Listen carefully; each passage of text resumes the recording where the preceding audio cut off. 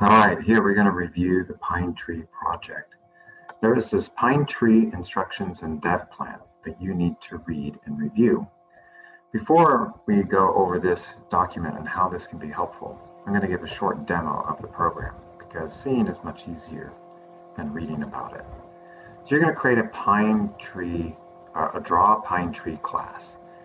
And what I recommend you do in the beginning is just saying we want to draw a tree of size 3 with 3 sections.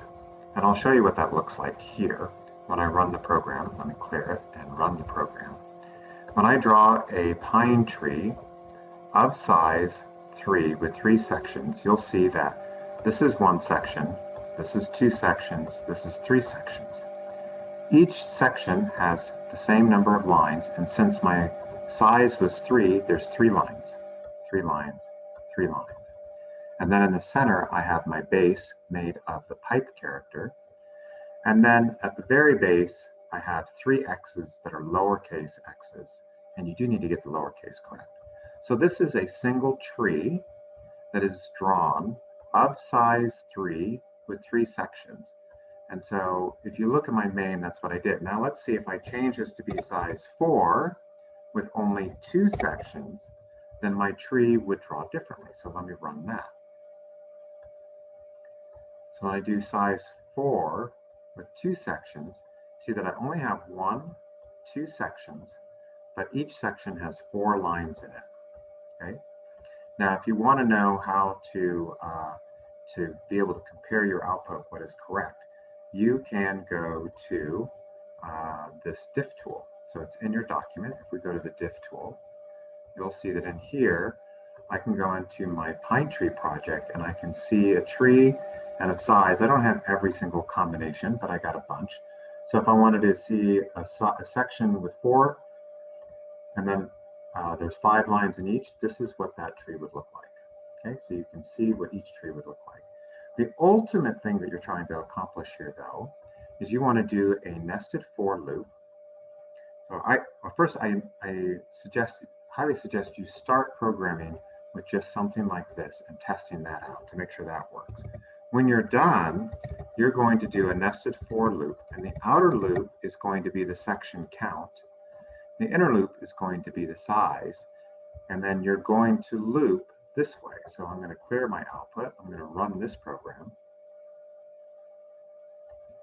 I'm going to make this much larger, and it's going to output trees ranging from size 1, or 1 section, 1 size, 2 size, 3 size, 4 size, 5 size. That's 1 section. Now I'm going to 2 sections size 1, 2 sections size 2, 2 sections size 3, 2 sections size 4, 2 sections size 5. Now, the thing is that this little guy right here, this little guy won't turn out correctly if you follow all the rules and everything that we've set up.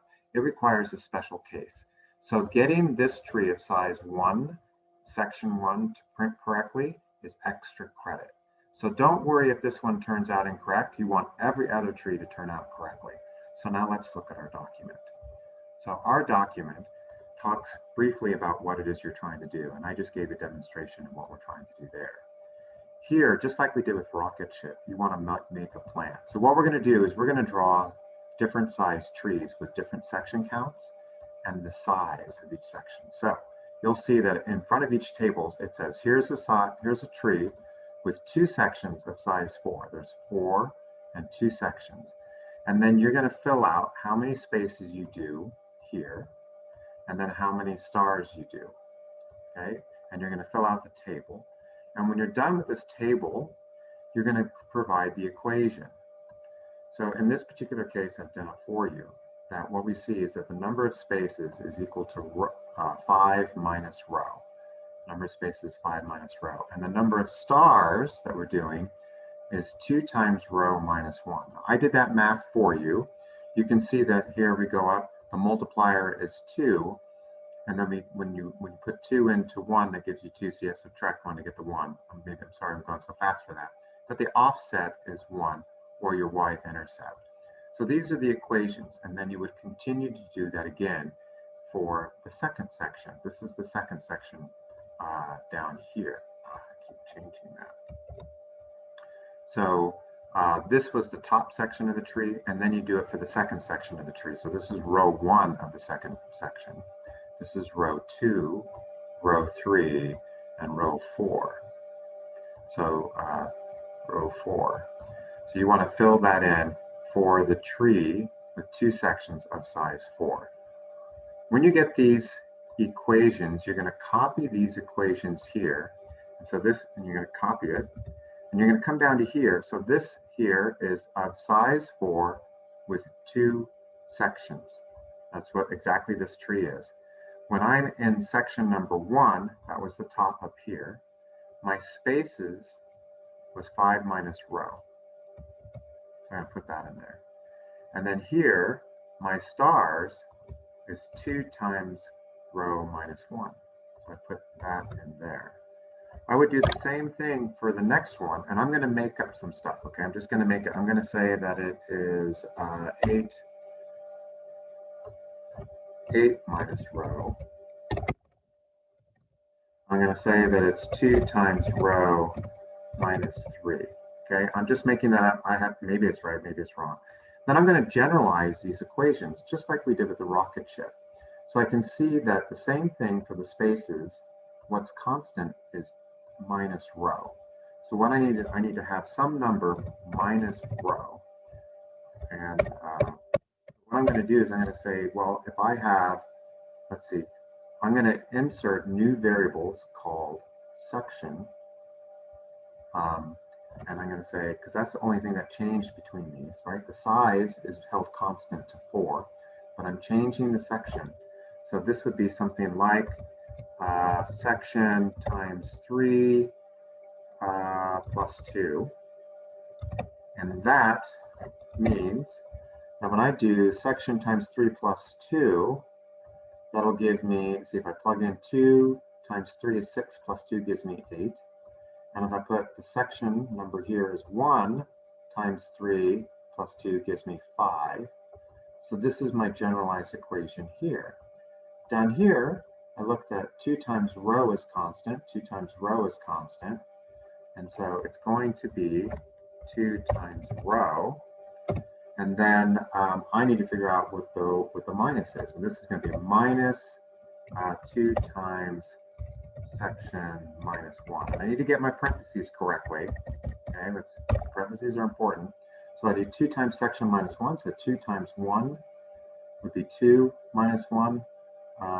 Maybe that didn't work. Oh, okay, I'm going down by -2. So let's do -2 plus 1.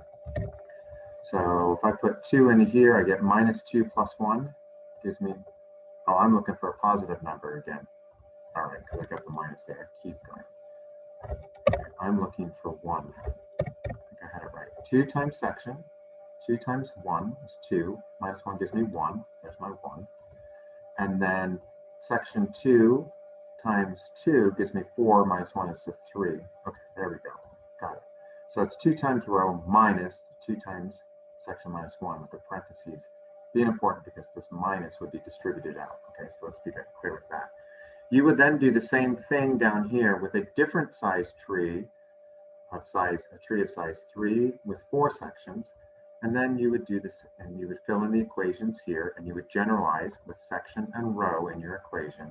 And you do it yet one more time with another tree of size 3 sections of size 5. So 3 sections with 5 rows in each section. So you would add that into that tree.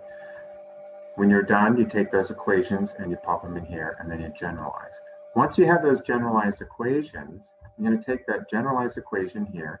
So this is my generalized equation for size 4, count 2, spaces. Size 4, count 2.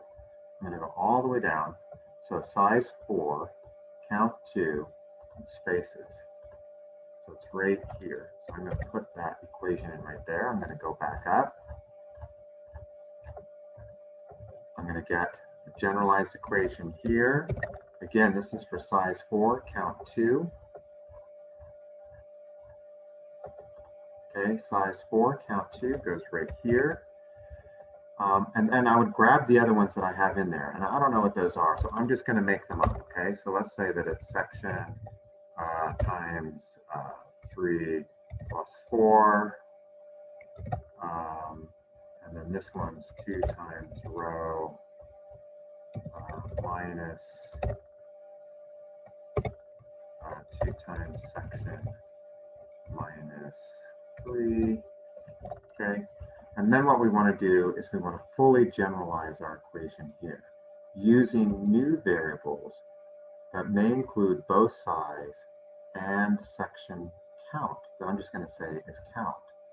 So I might do something like, you see that here section times 3 is the same, but my 2 and the 4 are different. So I need to figure out how I'm going to make that equation. So I go section times 3, and then I need to do what? Maybe it is, let's see how this makes it harder. I promise though, in the actual results are a little bit easier. It would be, I'm just going to say size minus count.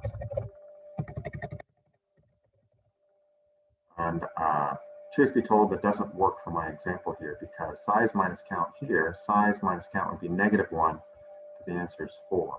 So this is totally not the right equation.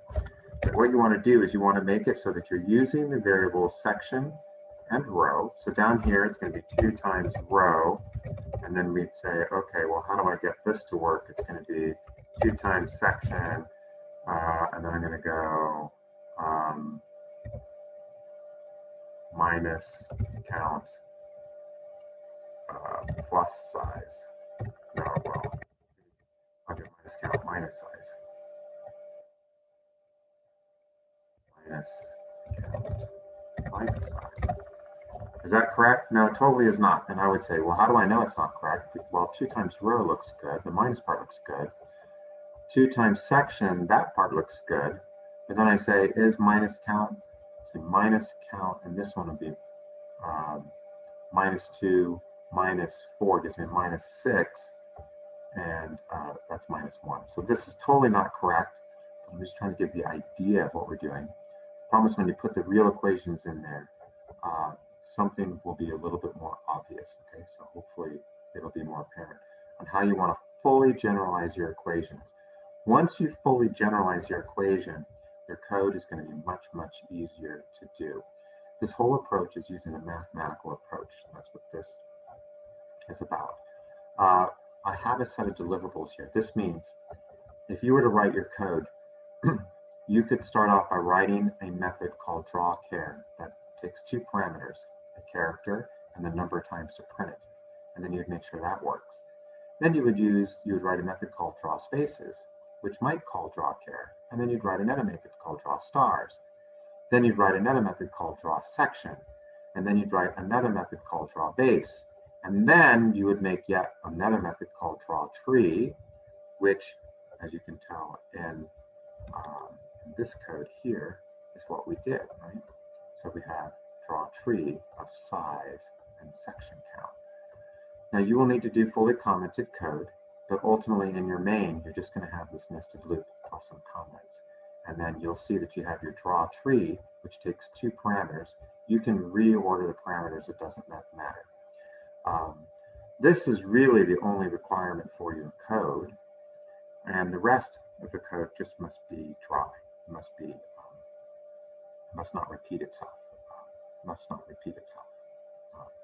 Must not repeat itself. And so if you don't use your worksheet and you use other mechanisms, that's fine. If you don't use these methods and these deliverables, that's fine. But you do need to print out 25 trees in that order that I showed.